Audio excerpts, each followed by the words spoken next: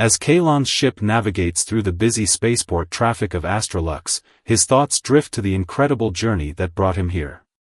Born on the serene world of Zephyria, he had always been fascinated by the stars and the myriad civilizations that called them home. While his peers were content with the idyllic life of their peaceful planet, Kalon yearned to explore, to understand, and to make a difference in the galaxy.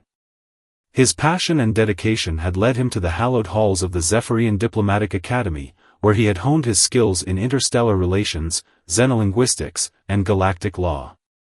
He had risen quickly through the ranks, earning a reputation as a fair and empathetic mediator, with a keen mind for untangling even the most complex disputes between species.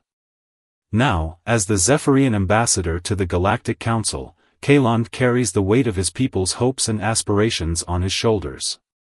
He knows that the decisions made at this summit will shape the course of the galaxy for generations to come. As he steps off his ship and onto the gleaming spaceport platform, he takes a moment to appreciate the incredible diversity of life around him. To his left, a group of tall, slender Cyrenians glide past, their iridescent skin shimmering in the light. They are renowned across the galaxy for their mastery of the arts, their hauntingly beautiful music and dance capable of evoking emotions in even the most stoic of species. Kalon recalls the first time he witnessed a Cyrenian performance, how it had moved him to tears and opened his heart to the profound beauty and complexity of alien cultures. To his right, a delegation of Arcturians marches by in perfect unison, their angular, crystalline bodies refracting the light in dazzling patterns. The Arcturians are known for their unparalleled expertise in the sciences, their vast knowledge spanning fields as diverse as quantum physics, xenobiology, and stellar engineering. Kalon had once spent a semester studying at an Arcturian university, marveling at the elegant complexity of their theories and the advanced technology that permeated every aspect of their society. And there, undulating gently through the crowd, is a Kulan envoy, its amorphous, translucent form constantly shifting and adapting to its surroundings. The Kulan are perhaps the most enigmatic of all the Council species, their unique physiology and alien thought processes making them difficult for other races to understand. Yet Kalon has always been drawn to their wise, philosophical nature, and has spent countless hours engaged in deep, mind-expanding conversations with Kulan thinkers. As he makes his way through the spaceport, Kalon is struck by the sense of unity and common purpose that seems to pervade the atmosphere. Here, on Astrolux, the myriad species of the galaxy come together as one, setting aside their differences in the name of peace, progress, and mutual understanding. It is a testament to the power of diplomacy and cooperation, a shining beacon of hope in a vast and often uncertain universe. But as he approaches the soaring, crystalline structure of the Constellation Hall, Kalon can't shake the feeling that this summit will be different. There is a tension in the air, a sense of unease that he can't quite put his finger on. He has heard rumors of growing unrest on the fringes of Council space, of strange and troubling reports from the far reaches of the galaxy. Could it be that the fragile peace and stability the Council has worked so hard to maintain is more precarious than anyone realizes? With a deep breath and a steely resolve, Kalon enters the hall, ready to face whatever challenges lie ahead. He knows that the path to a brighter future for all species will not be easy, but he is determined to do his part, to be a voice of reason and compassion in a galaxy that often seems all too quick to resort to fear and violence. For in the end, he believes that it is not the strength of our ships or the power of our weapons that will define us, but the depth of our empathy and the strength of our unity. And that is a cause worth fighting for, no matter the odds. As the Arcturian councillor's words echo through the Grand Chamber, Kalon feels a growing sense of disquiet. The Grolaxian pirates have long been a thorn in the side of the Council, their brazen attacks on trade routes and remote colonies a constant reminder of the fragility of peace in the galaxy. But there is something different about this latest incident, a troubling escalation that hints at a deeper, more malevolent purpose. Kalon leans forward in his seat, his brow furrowed in concentration as he listens to the Arcturians' report. The pirates had struck without warning, their ship seemingly appearing out of nowhere to swarm a peaceful Arcturian research station on the edge of Council space. The station's defenses, designed to repel minor threats and deter curious scavengers, had been woefully inadequate against the pirates' advanced weaponry and ruthless tactics. But it was what happened next that truly disturbs Kalon. Rather than simply raiding the station for valuable resources and technology, as was the Grolaxians' usual modus operandi, the pirates had taken the entire research team hostage, disappearing back into the void as quickly as they had arrived. It was a brazen act of aggression, a clear challenge to the authority of the Council and a troubling sign of the Grolaxians' growing boldness. As the Arcturian counselor finishes his report, the chamber erupts into a cacophony of voices, each species representative clamoring to be heard. Some call for immediate military action, demanding that the Council send a fleet to hunt down the pirates and bring them to justice. Others urge caution, warning that a show of force could only escalate the situation and put the hostages at risk. Kalon listens carefully to the debate, his mind racing as he considers the implications of the Grolaxians' actions. He knows that the Council's response to this crisis could set a precedent for years, even decades to come. If they fail to act decisively, it could embolden other malcontents and criminal elements throughout the galaxy, undermining the very foundations of the Council's authority. But if they rush to judgment, they risk plunging the galaxy into a destructive cycle of violence and retribution. As the debate rages on, Kalon's thoughts are suddenly interrupted by a flashing red light on his console. He leans in, his eyes widening as he reads the urgent message scrolling across the screen. A remote listening post, one of the Council's many eyes and ears scattered throughout the galaxy, has detected an unknown ship entering the system, moving at incredible speed directly towards Astrolux. Kalon feels a chill run down his spine as he relays the information to the rest of the Council. The chamber falls silent, the weight of the moment hanging heavy in the air. Who would dare to approach the very heart of the Council's power so brazenly, without so much as a warning or identification? Could it be the Grolaxians, emboldened by their recent success and seeking to strike at the very heart of galactic civilization? As the Council members exchange tense glances, Kalon takes a deep breath, his mind racing through the possibilities. He knows that the next few moments could determine the fate of not just the Council, but the entire galaxy. They must act quickly and decisively, but also with wisdom and restraint. For in the face of an unknown threat, it is all too easy to let fear and panic override reason and compassion. Kalon stands, his voice calm but firm as he addresses his fellow counselors. My friends, he begins, we stand at a crossroads, a moment that will test the very fabric of our unity and resolve. We must not let ourselves be ruled by fear or anger, but rather by the principles that have guided this Council for generations. We must seek to understand before we judge, to reach out in peace before we raise our arms in war. For it is only through dialogue and diplomacy that we can hope to build a lasting peace for all the peoples of the galaxy. As he speaks, Kalon can feel the tension in the room begin to ease, replaced by a growing sense of determination and common purpose. The counselors nod in agreement, their differences set aside in the face of this new and mysterious threat. They will face this challenge together, as they have faced so many others before, guided by the light of reason and the strength of their convictions. But even as the Council prepares to meet the unknown ship head-on, Kalon can't shake the feeling that this is only the beginning of something much larger and more profound. The arrival of this mysterious vessel, so different from anything the Council has encountered before, feels like a turning point, a moment that will shape the course of the galaxy for generations to come. And as he steels himself for what lies ahead, Kalon knows that he and his fellow counselors must be ready to face whatever challenges and opportunities this new era may bring. As the image of the human ship fills the view screen, Kalon feels a profound sense of both wonder and unease. In all his years of diplomatic service, he has never encountered a species quite like this, a civilization that seems to embody such stark contrasts and contradictions.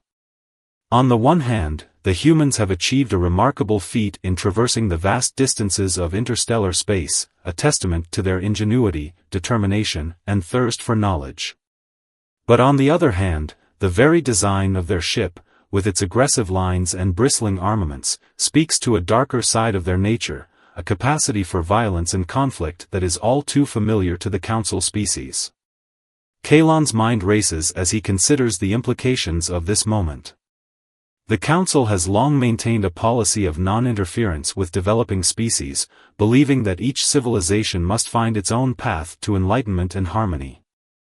But the arrival of the humans, so far from their home and so clearly in need of assistance, has thrown that policy into question. Can the Council truly stand by and watch as an entire species is threatened with extinction, even if they are not yet ready for the responsibilities and challenges of full membership in the galactic community? As the Council members murmur and confer amongst themselves, Kalon's gaze is drawn back to the image of the human ship. He studies its every detail, from the scorch marks and battle scars that mar its hull to the strange, angular script that adorns its nameplate. The ship is called the Defiant, a name that speaks volumes about the humans' character and their determination to survive against all odds. Kalon's thoughts are interrupted by a sudden commotion at the far end of the chamber.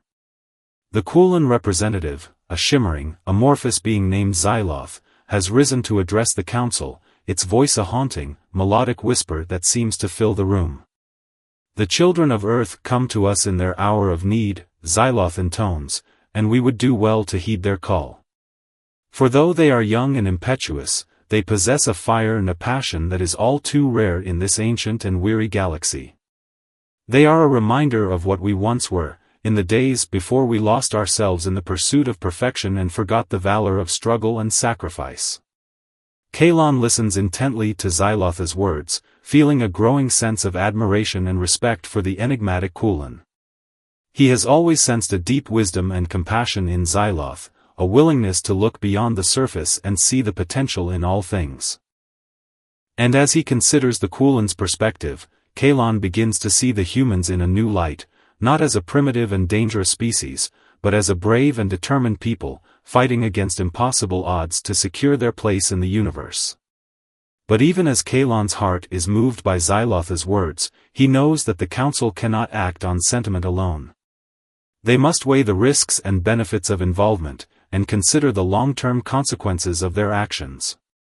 For every species the Council has welcomed into its ranks, there are countless others that have been left to fend for themselves, deemed too volatile or unpredictable to be trusted with the secrets and technologies of the galactic community. As the debate rages on, Kalon finds himself torn between his duties as a diplomat and his own moral convictions. He knows that the Council's decision on the humans will set a precedent for generations to come, and that the fate of an entire species may hang in the balance. But he also knows that the Council must act with caution and wisdom, lest they unleash forces they cannot control or comprehend. In the end, it is the words of the Arcturian counselor, a brilliant and pragmatic scientist named Krellix, that tip the balance. The humans have shown great resourcefulness and adaptability in the face of adversity, Krellix argues, and their unique perspective and skills could be a valuable addition to the Council. But we cannot simply grant them full membership without first understanding their culture and their values. We must proceed with caution, and offer them our assistance on our own terms. Kalon nods in agreement, feeling a sense of relief and purpose wash over him. The Council has reached a decision, one that balances the need for compassion with the demands of prudence. The humans will be granted a chance to prove themselves, to show that they are worthy of a place among the stars. And Kalon will be there to guide them, to help them navigate the complex and often treacherous waters of galactic diplomacy. As the Council chamber falls silent, Kalon looks once more at the image of the human ship, feeling a strange sense of kinship and destiny. He knows that the road ahead will be long and difficult, filled with challenges and setbacks that will test the mettle of both the humans and the Council. But he also knows that this is a journey worth taking, a chance to forge new bonds of friendship and understanding across the vast distances of space and time. And as he prepares to meet the human captain face to face, Kalon feels a renewed sense of hope and purpose, a conviction that the galaxy is on the cusp of something great and transformative. For in the end, it is not the strength of our ships or the power of our weapons that will define us, but the courage of our hearts and the depth of our compassion. And that is a truth that transcends all boundaries and all differences, a light that will guide us all to a brighter and more beautiful future. As Captain Thorn steps forward to address the council, Kalon feels a growing sense of anticipation and uncertainty. He studies the human captain closely, taking in every detail of his appearance and demeanor. Thorn is tall and broad-shouldered, with a rugged, weathered face that speaks of a lifetime of hardship and struggle. His eyes are a piercing blue, alive with intelligence and determination, but also haunted by a deep and abiding pain. As Thorn begins to speak, his voice is low and gravelly, tinged with a kind of world-weary resignation that Kalon has heard all too often in his diplomatic career. He tells the story of humanity's first tentative steps into the stars, of the wonders and horrors they encountered in the vastness of space. He speaks of the Galaxian pirates, of the relentless raids and attacks that have devastated Earth's fledgling colonies and threatened the very survival of his species. But it is when Thorn speaks of the losses suffered by his own crew that his voice begins to crack with emotion. He tells of the brave men and women who gave their lives to defend their comrades and their way of life, of the families torn apart by the pitiless vacuum of space. And as he speaks, Kalon feels a growing sense of empathy and compassion for the humans, a recognition of the common bonds of suffering and sacrifice that unite all sentient beings. As Thorn concludes his plea for aid, the council chamber erupts into a cacophony of voices, each representative vying to be heard over the others. Some, like the Cyrenians and the Kulin, argue passionately for the council to intervene, to lend its strength and resources to the defense of Earth and its colonies. They speak of the moral imperative to protect the weak and the innocent, to stand against the forces of chaos and destruction that threaten the very fabric of galactic civilization. But others, like the Arcturians and the Krellians, express skepticism and concern about the risks and costs of involvement. They point to humanity's long history of violence and conflict, to the danger of entangling the Council in a war that could spiral out of control and engulf the entire galaxy. They argue that the Council must remain neutral and impartial, a beacon of stability and order in an increasingly turbulent universe. As the debate rages on, Kalon finds himself torn between his own conflicting emotions and loyalties. On the one hand, he cannot help but be moved by the plight of the humans, by the courage and resilience they have shown in the face of overwhelming odds. He knows that the Council has a moral obligation to help those in need, to use its power and influence for the greater good of all. But on the other hand, Kalon is all too aware of the risks and challenges involved in intervening in the affairs of a species like humanity. He knows that the Council's actions could have unintended consequences, that they could be drawn into a conflict that could last for generations and cost countless lives. And he knows that the Council must act with caution and restraint, lest it lose sight of its own guiding principles and values. As the debate reaches a fever pitch, Kalon suddenly realizes that he has been silent for too long, lost in his own thoughts and doubts. He stands, his voice calm but firm, and addresses the Council with a newfound sense of clarity and purpose. "My fellow councillors," he begins, "we stand at a crossroads, a moment that will define the future of the galaxy for generations to come. The humans have come to us in their hour of need, seeking our aid and protection against a threat that could destroy them utterly. And while I understand the concerns and reservations that have been expressed here today, I cannot help but feel that we have a moral obligation to act, to stand with those who are fighting for their very survival." Kalon pauses, letting his words sink in before continuing. The Council was founded on the principles of unity, compassion, and mutual understanding, on the belief that all sentient beings have the right to live in peace and security. And while the humans may be young and impetuous, they are no less deserving of our support and protection than any other species in the galaxy. He looks around the chamber, meeting the eyes of each of his fellow councillors in turn. "I propose that we grant the humans a temporary seat on the Council, that we offer them our aid and resources in their fight against the Galaxian pirates. But I also propose that we do so on our own terms, that we work to guide and shape their development as a species, to help them overcome their violent past and embrace a more peaceful and enlightened future.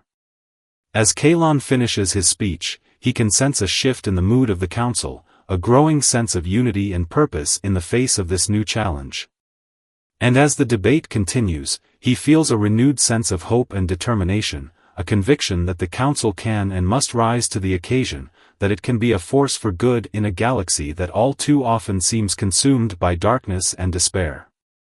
But even as Kalon basks in the glow of this newfound sense of purpose, he cannot shake the feeling that the true test is yet to come, that the council's resolve will be tested as never before in the days and weeks ahead. For he knows that the Galaxians are not the only threat lurking in the shadows of space, and that the humans are not the only species in need of the council's protection and guidance. And so, as the council prepares to welcome the humans into its ranks, Kalon steels himself for the challenges to come, knowing that the road ahead will be long and difficult, but also filled with the promise of a brighter and more hopeful future for all the peoples of the galaxy. For a long moment, Thorn is silent, his gaze fixed on some distant point beyond the walls of the room. And then, slowly, he begins to speak, his voice low and thick with emotion. "When the Galaxians attacked my homeworld," he says, "I lost everything. My family, my friends, my entire way of life. And in that moment, I made a promise to myself, a promise that I would never let anything like that happen again, that I would do whatever it took to keep my people safe." He pauses, his eyes glistening with unshed tears. "But the truth is, I don't know if I'm strong enough to keep that promise. I've seen too much death, too much destruction. And sometimes, in the quiet moments between battles, I wonder if it's all worth it, if there's any hope for a future free from the cycle of violence and retribution." Kalon reaches out, placing a hand on Thorn's shoulder in a gesture of comfort and solidarity. "I understand," he says, his voice filled with empathy and compassion. "The path of peace is never easy, and the scars of war run deep. But I believe that there is always hope, always the possibility of a better tomorrow. And I believe that together, we can find a way to break the cycle, to build a future based on understanding and cooperation, not fear and mistrust." For a long moment, the two of them sit in silence, each lost in their own thoughts and memories. And then, slowly, Thorn nods, a faint smile playing across his lips. "Thank you," he says, his voice filled with gratitude and respect. "For listening, for understanding. And for giving us a chance, even when we may not deserve it." Kalon returns the smile, feeling a sense of warmth and connection that transcends the boundaries of species and culture. And as he prepares to take his leave, he knows that this moment will stay with him forever, a reminder of the power of empathy and compassion in a galaxy all too often consumed by darkness and despair. As he makes his way back to his own quarters, Kalon's mind is racing with the implications of his conversation with Thorn, with the realization that the Council's decision to aid the humans may be even more momentous than he had originally believed. For he knows that the alliance they are forging today could be the key to unlocking a new era of peace and prosperity for the galaxy, a future in which the cycle of violence and retribution is finally broken, and all sentient beings can live in harmony and mutual understanding. But he also knows that the road ahead will be fraught with challenges and obstacles, that there will be those who seek to undermine and destroy the fragile bonds of trust and cooperation they are building. And as he steels himself for the battles to come, Kalon vows to do whatever it takes to protect and nurture this newfound alliance, to be a beacon of hope and guidance in a galaxy that all too often seems lost in shadow and doubt. For he knows that the fate of the galaxy rests on the choices they make in the days and weeks ahead, and that the Council's actions will echo through the ages, shaping the course of history for generations to come. And with the weight of that responsibility resting on his shoulders, Kalon prepares to face the future with courage and determination, ready to fight for the dream of a better tomorrow, no matter the cost. As the Galaxian ships descend upon Astrolux like a swarm of angry hornets, the council chamber is thrown into chaos. Representatives from a dozen species shout and gesture wildly, their voices rising in a cacophony of fear and desperation.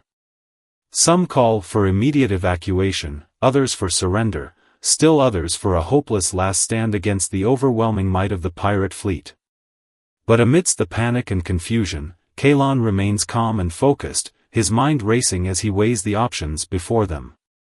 He knows that the Council's defenses are woefully inadequate against a threat of this magnitude, that they have only a handful of lightly armed diplomatic vessels and a few scattered security teams to stand against the full might of the Grolaxian armada. And yet, as he looks around the chamber, he sees the faces of his fellow counselors, the determination and resolve that shine through even the most terrified eyes. He sees the Cyrenians, their delicate features set in grim determination, ready to fight and die for the cause of peace. He sees the Arcturians, their crystalline bodies glinting with the fire of righteous anger, prepared to unleash the full fury of their scientific might against the pirate scourge. And he sees Thorn, the human captain who has become his friend and ally, his eyes blazing with a fierce and unquenchable spirit, a man who has seen the very worst that the galaxy has to offer and yet still stands tall and unbroken, ready to fight on no matter the odds. In that moment, Kalon knows what he must do. He stands, his voice ringing out clear and strong above the tumult of the chamber.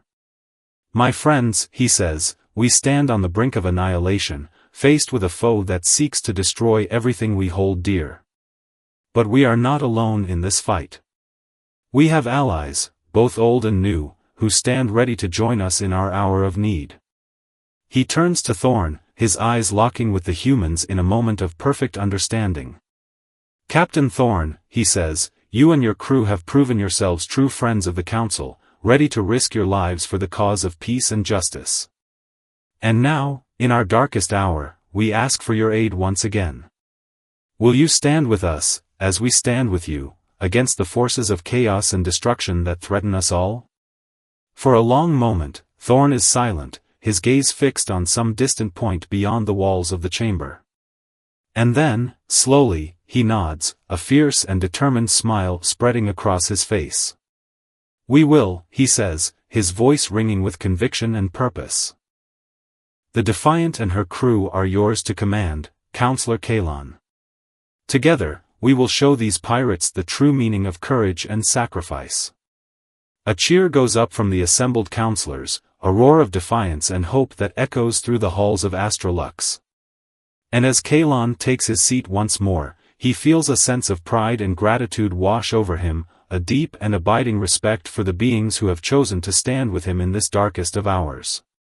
But even as the council prepares for battle, Kalon knows that the true test is yet to come. He knows that the Grolaxians are a wily and unpredictable foe, that they will stop at nothing to achieve their goals of plunder and destruction. And he knows that even with the Defiant and her crew at their side, the odds are still heavily stacked against them, that victory is far from certain in the chaos and carnage of space combat. As the first wave of Grolaxian ships descends upon Astrolux, Kalon can only watch in horror as the Council's defenses crumble like paper before the onslaught. The Arcturian ships, for all their scientific might, are quickly overwhelmed by the sheer numbers and firepower of the pirate fleet, their crystalline hulls shattering into a million glittering fragments that drift like stardust through the void. The Cyrenians fare little better, their graceful ships darting and weaving through the chaos like silver fish, only to be cut down one by the relentless barrage of the Grolaxian guns. And even the mighty Defiant, with all her speed and cunning, seems small and fragile against the vast and terrible bulk of the pirate dreadnoughts, her shields flickering and failing under the weight of their assault. But even in the midst of despair, Kalon sees a glimmer of hope, a chance for victory snatched from the very jaws of defeat. For he sees the courage and skill of Thorn and his crew, the way they fight on against impossible odds, the way they rally the flagging spirits of the Council ships and inspire them to ever greater feats of bravery and sacrifice. He sees the Defiant, battered and bleeding but still unbroken, leading a daring charge against the very heart of the Grolaxian fleet, her guns blazing with the fire of righteous fury. He sees the pirate ships falter and break before the onslaught, their formation shattering like glass under the hammer blow of the human attack. And he sees the council ships, rallied by the example of their human allies, surging forward with renewed determination and purpose, their weapons flashing like the wrath of the gods themselves. The Arcturians, their shattered hulls reforged by the power of their indomitable will, rain down a storm of fire upon the pirate ranks, their every shot a promise of retribution and justice. The Cyrenians, their songs of mourning turn to anthems of defiance, weave a web of light and shadow around the Galaxian ships, confounding their sensors and leaving them vulnerable to the killing blow. And at the center of it all, like the eye of a cosmic storm, stands the Defiant, her hull scorched and scarred but still proud and unbowed, a shining beacon of hope and courage in the darkness of space.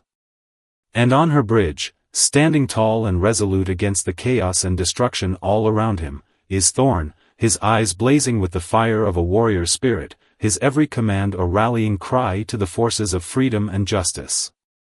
In the end, it is not the strength of their arms or the power of their ships that wins the day, but the unbreakable bonds of friendship and alliance that bind them together, the shared dream of a galaxy free from the tyranny of fear and oppression.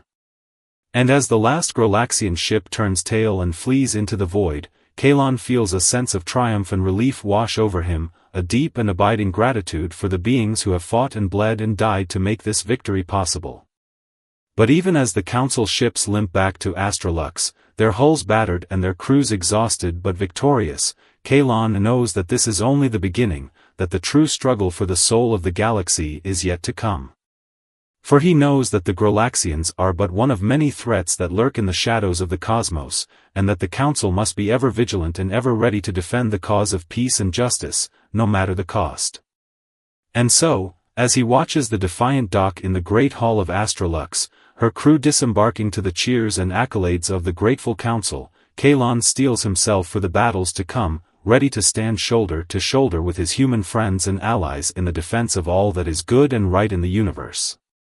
For he knows that together, they can face any challenge and overcome any obstacle, that they can build a future of hope and promise for all the peoples of the galaxy, no matter how dark the night may seem.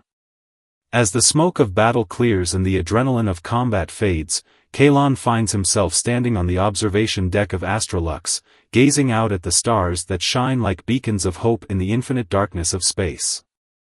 Beside him stands Thorn, the human captain who has become more than just an ally, but a true friend and brother in arms, a being whose courage and sacrifice have forever changed the course of galactic history.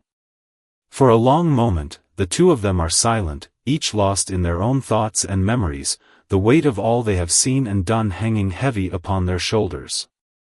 And then, slowly, Thorn turns to Kalon, his eyes filled with a deep and abiding respect, a gratitude that goes beyond mere words. "I want to thank you," he says, his voice rough with emotion, "for everything you've done, for believing in us when no one else would. Without you, without the Council, we would have been lost, just another forgotten footnote in the annals of history." Kalon smiles, his own eyes glistening with the beginnings of tears. "No, my friend," he says, "it is I who should be thanking you.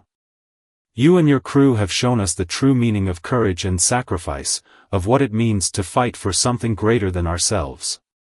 You have given us hope, in a galaxy that all too often seems consumed by darkness and despair." For a moment, Thorn is silent, his gaze distant and thoughtful. And then, slowly, he nods, a wry smile tugging at the corners of his mouth. "I suppose we're even then," he says, "two old soldiers, battered and bruised but still standing, still ready to fight on for what we believe in." Kalon chuckles, the sound warm and rich in the stillness of the observation deck. "Indeed," he says, "and what a fight it has been. But the battle is far from over, my friend. The Galaxians may be defeated, but there are other threats out there, other dangers that will test the strength and resolve of the Council, and of all the peoples of the galaxy." Thorn's eyes harden, a flicker of the old warrior's spirit flaring to life within them. "Then we'll be ready," he says, "ready to stand against the darkness, no matter what form it takes. The Defiant and her crew will always be there, always ready to answer the call, to fight for those who cannot fight for themselves." Kalon nods, a deep and profound respect welling up within him for the human captain and his crew, for the unwavering determination and selflessness that drives them onwards, even in the face of impossible odds. And the council will be there as well, he says, ready to lend our strength and wisdom to the cause of peace and justice, to forge a new future for all the peoples of the galaxy, no matter how long and difficult the road may be. For a long moment, the two of them stand in silence, their eyes locked in a gaze of mutual understanding and respect, a bond that transcends the boundaries of species and culture, of time and space itself. And then, with a final nod of farewell, Thorn turns and strides from the observation deck, his shoulders squared and his head held high, ready to face whatever challenges the future may bring. As Kalon watches him go, he feels a sense of hope and purpose wash over him, a deep and abiding faith in the essential goodness of the universe, in the power of individuals to come together and make a difference, no matter how small or insignificant they may seem. And as he turns his own gaze back to the stars, he knows that this is only the beginning, that the true work of building a better future for all the peoples of the galaxy has only just begun. In the days and weeks that follow, the Council works tirelessly to rebuild and strengthen the bonds of trust and cooperation that have been forged in the fires of battle. For in the end, it is not the strength of their ships or the power of their weapons that will shape the course of the galaxy, but the courage and compassion that dwells within the hearts of all who dare to dream of a better tomorrow. And with that thought burning bright within him, Kalon turns his face to the future once more, ready to embrace the great adventure that awaits him, ready to stand shoulder to shoulder with his fellow beings in the defense of all that is good and right in the universe. For he knows that together, they can face any challenge and overcome any obstacle, that they can build a galaxy of peace and prosperity for all the countless generations yet to come. And so, as the stars will overhead and the great saga of the galaxy continues to unfold, Kalon steps forward into the unknown once more, his heart filled with hope and his spirit unbroken, ready to meet whatever wonders and terrors the future may hold. For he knows that no matter how dark the night may seem, there will always be those who dare to dream, who dare to hope, who dare to fight for a better tomorrow. And in the end, that is the greatest victory of all.